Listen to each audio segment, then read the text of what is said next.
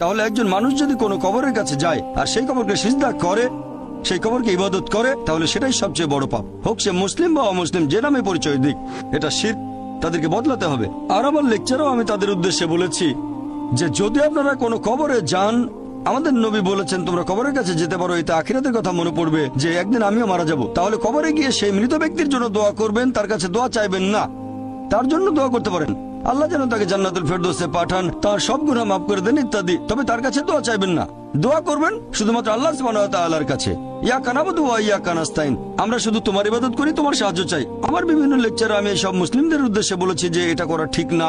একটা লেকচারে আমি বলেছিলাম যে আপনারা কোনো কবরকে ইবাদত বা সিজদা করবেন না, এটা ঠিক না, সবচেয়ে বড় পাপ।